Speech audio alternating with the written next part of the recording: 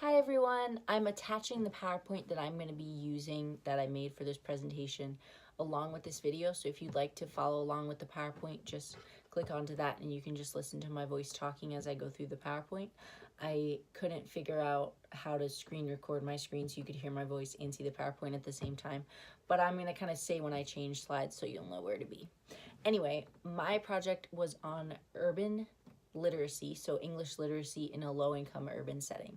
And really, the issue is that 16% of Americans deal with living in poverty. They live in an urban area and they live in poverty. So that amounts to about 30 million families. And those 30 million families obviously need to send their children to school. And so they send their students to schools that they can afford, which are usually public schools. It depends, but what ends up happening is that because of the situation of these students and the situation of their parents, new teachers are kind of afraid to go into a low-income urban area, and older teachers often want the security and the paycheck that comes with a job at a less high-risk situation. So the parents deal with financial stress, emotional stress that comes from the financial stress, and they often don't either have the time or the energy to give to their student to help them learn. And then the students are dealing with the stress of their parent as well, because students carry that and maybe their own self-opinion. And so that what happens is the test grades at these schools sink, and the funding dries up, and the teachers are underpaid, they're not well prepared, and they're not ready for the situation. They're not actively trying to change it because they just don't know where to start. It's not acceptable. It needs to change. And so what I did this project on essentially is, where are the issues? So what are the issues of the parents? What are the issues of the students? What are the issues of the teachers? And then what can we as pre-service teachers learn and then use in our classrooms? So I just wanted to, before I start, share, if this were a formal article, I would put that I don't know the formal name of it, but when you kind of have an emotional connection to something, you're supposed to say that you have it. So that's what I'm doing here. All my research was formal, but I was inspired to do this because of where I grew up. I grew up in a low-income, high-risk urban area because that's where my father is a pastor. And so I grew up around students who, would come to elementary school with me. My mom actually started in elementary school because she didn't want to send us to the public schools in the area.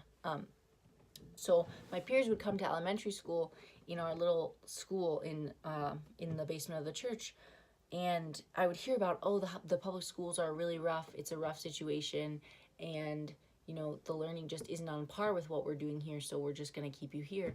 And I was like, okay, yeah, sure, fine. I mean, I was little. And then when I got to middle school, my parents moved me to a middle school that was in an hour away from our house in a completely different neighborhood. And I got my education there. And when I finished high school, I obviously keep up with my peers that I went to elementary school with, and it's just really sad to see what the public education system has done to them at the schools that they have attended in our neighborhood. And it just breaks my heart because I know that there's an opportunity for change. I know that something can be done about this. So that's kind of why I did this project, why I picked this topic. And I've been doing this research for a really long time, so it has been really nice to kind of get it all together because this is something that I feel really passionately about, and I kind of want to remove the stigma from teaching in low-income urban areas. It's not as scary as you think it is. Anyway, so now getting on to students and literacy. So really I'm going to start with discussing the real problems of these students and why they're having issues with literacy.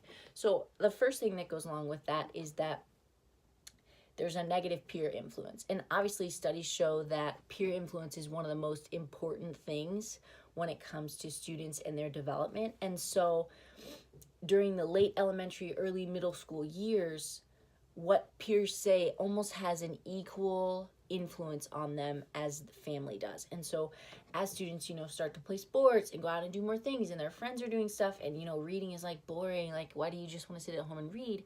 That takes a toll on what they want to do. Do they want to read? Maybe not, because now their friends are out playing soccer. And so it doesn't really help maintain a positive view of literacy for the students. And then another thing that hurts them is their own opinion of themselves. And so one interesting thing that I found was that some of these researchers did a project on whether or not what the students thought about themselves in reading. And I was thinking, they're all going to be like, I stink at reading, I'm not good at it. But believe it or not, most of these readers said, I'm a fine reader. But yet they're failing these tests and not reading any books for fun ever, and just not interested in literacy. So that opinion of themselves, even though they think they can read and they might be able to read, that they're not comprehending, that they're not able to pass these tests, also says something about the help that they need in and out of the classroom. And then one of the other things that they deal with is interest conflict.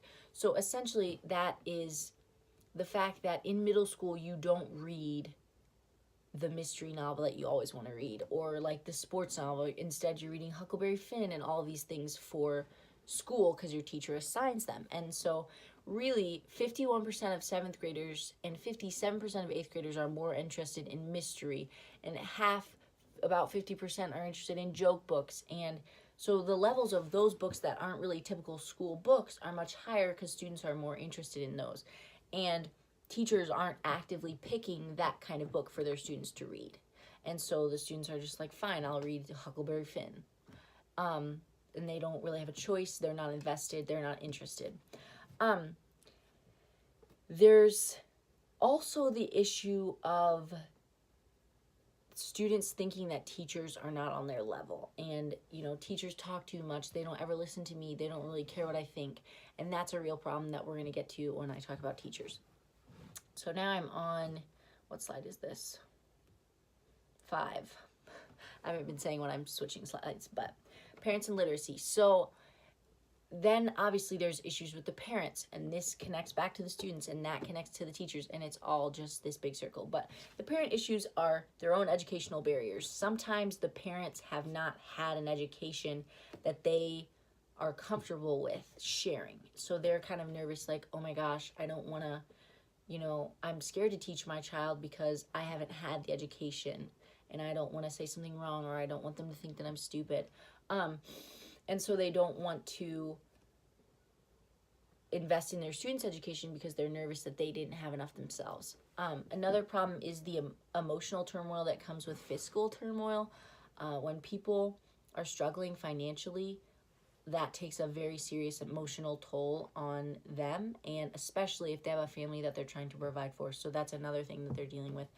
And in addition to that, they have to deal with sometimes a cultural disconnect from the teachers, because a lot of times the teachers come from completely different areas or don't really understand the neighborhood, and so they have to deal with the teachers being in a completely almost different world than they are, and not really knowing how to respond or interact with these teachers. And then often also they didn't have a good parental example, so they don't really have a basis to go off of. They don't really know, okay, how do I parent a child who's struggling in reading, or how do I encourage my child to read, because their parents didn't do that for them, and it just perpetuates the cycle. And then there's a lack of parent training. So schools aren't getting involved in teaching their parents how to do their best to help their students. And so since parents aren't doing that, since schools aren't doing that, parents aren't being educated, and it just keeps the cycle of being afraid keeps going. We're going to talk about how to fix it in a second. But the last kind of portion of the problem, it comes to the teachers. And obviously, since we're all pre-service teachers, we can take that seriously, and we can all think, okay, why is this important?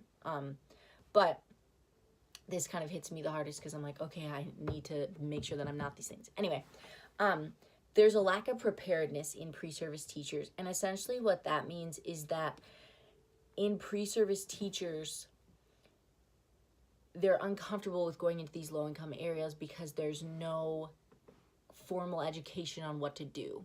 And so if you're a pre-service teacher, I mean, it's obvious that there's a majority among the people who want to be teachers. I mean, it's only girls in this class.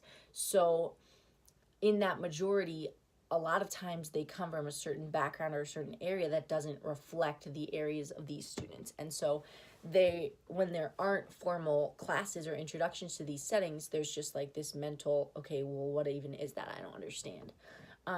There's a lack of diversity, I just said this, in who the people are in their understanding. So we all come from this kind of neighborhood, and we're all going to these low-income neighborhoods. I don't really know how to respond. Then there's presuppositions, which also come from a lack of education. So, oh, but I thought that this kind of parent was supposed to act this way. And even if that's not, a negative thought coming from a negative place, if it's in your mind, we have these unconscious biases that we think, oh, if they're that kind of person, they have to act that way. Even if we maybe understand the background or we think we understand the situation, that can happen, and that can cause detriment to the student and to the learning situation. And then a lot of times teachers are also not supported and not poured into enough that they can even succeed. So teachers struggle with learning or being trained because their school doesn't have the money for it, or their school can't send them to conferences, or they need them there because they don't want to, they can't miss any school at all. So if they don't have the support to succeed, the support to keep learning about, okay, how can I treat my students best, then they really can't. They can't grow, and they can't adapt, and they can't help their students to the best of their ability. But there is an opportunity for change. There is something that we can do. And I think when I started reading all of this, and I have my own experience, but I'm also going, what can we even do? Like it's such a big problem, and it is. But there is something that we can do. There are things we can do. And so I tried to focus this on that because I know that since we are pre-service teachers, this is something that we can really take away. So now I'm on as teachers for the parents. For the parents, I kind of split it up into two things. Teachers for parents and teachers for students, because if you are in a low-income urban area, you need to be both of those things. You need to be there almost as much for the parents as you are for the students. And when you do that, your students will benefit. So as teachers for the parents, the schools need to be resources. Schools need to be hosting events, hosting things that the parents can come to and learn from. And if schools are offering this, then literacy spikes because the parents are interested, the parents know what to do, and they're encouraging their students at home. In addition to this, schools need to foster positive environments. So they need to welcome their parents in and say, yes, you're welcome here. You can come in and sit in our classrooms, and you can say hi to our students, and you can join our events and chaperone our field trips and be a part of your students' environment. The journal article I actually just did, my second one on, was about a school that successfully integrated non-English speaking parents into their system of students, because the students of these parents had super low literacy levels. And so the school said, how can we get the parents of these students involved? And they built relationships with these parents, and they fostered that caring environment, and they had wonderful success by the end of the year. And they even had those parents coming back to teach the classes for the next set of parents. So when the parents get involved, literacy rises. The desire to learn, the importance of knowledge just shoots out the window. Not out of the window, out of the roof. What is that? I don't know that phrase. Anyway, teachers also need to emphasize that parents should be focusing on basic needs, because when students know that their basic needs are provided for, they can focus on their education. If you've ever had to worry about, are we going to have enough money to eat this month, you understand how it feels to not be able to focus on anything else, because that is such a serious, and it takes over your mind. You can't really think about anything else. So if teachers are saying it's okay, like I know you're focus on, if teachers are saying it is important that you provide for your students, and they're emphasizing that, as well as teaching parents how to teach their students, that's when the best growth is going to be seen, because the student is supported in all aspects of life. Okay, now the fun stuff. As teachers for the students, obviously there is so much that we can do as teachers. But I came up with a few things, and they all, to me, fit under the topic of identity. Every student has their own unique identity. And even in these low-income urban areas where we are tempted to kind of squish everyone together under one common, trope, everyone is different. And so if we as teachers focus on bringing out the differences and the joy and the excitement and the beauty in those differences, our students are going to get excited too, and they're going to be excited to be who they are. And that is the first step in being excited to learn, because then you have a reason to look outside of yourself. So one thing that I saw that was super interesting was a few research did a project on students who were allowed to write in the first person and study social justice. So especially in low-income urban areas where racial issues or immigration issues maybe are more prominent, if these students are allowed to talk about these social issues, they get more interested in literacy because they are already fired up about the issues. And that goes back to interest surveys. I mean, we want to know what they want to read so that we can encourage them, so that we can pick things that will engage them. And then also creating a narrative to discuss their home lives. If you don't know who they are, if you don't understand their home lives, you need to try to. And you need to talk to them enough that you can, because if we can't understand our students, we don't know what we need to give them and how we need to help them. And so if we are focusing on opening up conversations that they feel free to talk in and to converse in and tell us about themselves in, then we don't really know how to help. If someone calls you on the phone and says, hey, there's this bump on my leg and it's really red and I don't know what to do, you can't be like, oh, it looks like this, so it's a mosquito bite, or it's a spider bite, or something else, it's an allergic reaction, because you can't see it. So if we're trying to do that with our students, it's just not going to be as effective as if we ask them and talk to them and open up opportunities for them to talk to us about that stuff. Then another thing that we as teachers can do is to expose them to experiences that their parents haven't been able to. So taking them on field trips, teaching them about neighborhoods that aren't their own, teaching them about different kinds of food, just having the chance to build them as fully faceted people who understand a culture outside of their own, and giving them experiences that maybe their parents haven't taught them about, or that their parents don't really understand.